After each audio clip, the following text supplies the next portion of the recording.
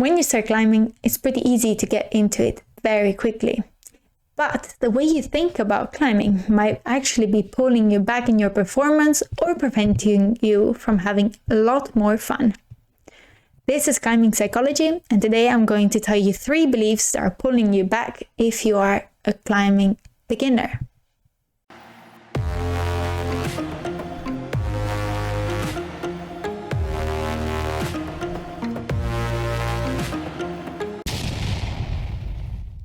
No matter if it refers to grip types, steepness of the wall, or to movement styles, getting into the box of your style when you are a beginner is one of the biggest mistakes you could do.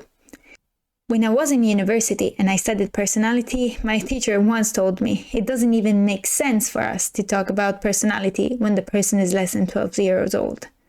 At the time, it was shocking. It made me rethink about how we think about ourselves. In the end, it's the same with climbing. When you start, there will be things that will come easier and others that will be harder because of the past experience and predisposition. But you can offer much more than what you're good at. Fitting yourself into the box of style is a coping strategy to feel that you're good at what you're doing and that you're improving. Not only it will make you a worse climber because you will be less well-rounded, but also it will prevent you from discovering what you really like. Some coaches stress the importance of training things that are not your style to improve your performance. If you're a relative beginner, I suggest you rethink the concept of your style itself.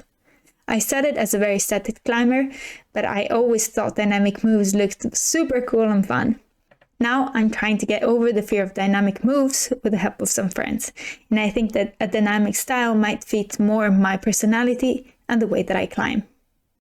When we start climbing, we don't trust our feet, we're afraid of slipping, and we tend to overgrip. We prioritize having as many places of contact as possible to the point of it stopping us. Letting go of a foot and having only 2 points of contact, one hand and one foot, is typically not what a beginner does. So we stretch out as much as possible, and if we don't reach, we conclude that we are either not tall enough or we don't have arms long enough. This is something that I particularly see in female climbers. Females are, in average, shorter and have less pulling capacity. This also translates into better footwork but less dynamism. If you keep telling yourself that you're not tall enough, it will become a vicious cycle. Firstly, because you will feel less confident with dynamic movements and dead points, falling into the trap of "this is not my style" mindset. And second, because many times there are alternatives. One of the best features of climbing is that there is always more than one way to do a boulder or route. Sure, some will be more or less efficient, but even thinking outside of the box will help you learn to be creative. Letting go of some contact points and starting dead pointing will be difficult if you're afraid of falling, but it's worth it. If you need a hand, I'll make some future videos of overcoming fear of heights. As the "I am not tall enough" mindset is more prevalent in female climbers, the "I am not strong enough" mindset is more frequent in shorter than average male beginners, especially in bouldering. When I say strength, I usually mean pull-up ability. Beginners rarely think about the importance of explosive power in the legs, for example. Strength for males is extremely important socially speaking. It is one of the defining features of the concept of masculinity, and it's socially rewarding both from a performance and an aesthetic point of view.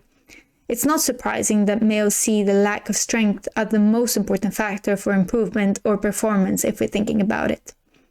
Technique, mobility, and fluidity of movement are stereotypically feminine.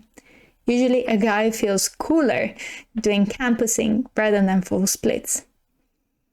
Pulling strength is definitely relevant in climbing, but a super fast progression, even if very rewarding, might just make you reach the plateau sooner. It's much easier to learn a new movement than unlearning an overlearned one. My motto is technique over strength. This is especially true if you're a beginner with a strength training background. Technique requires strength too, actually, just in a different way. If this is you, I suggest to train vertical or slab as much as possible. And these are the 3 mindsets that are pulling you back if you are a beginner climber. Stay tuned for the following video for intermediate climbers. And as always, Stay psyched.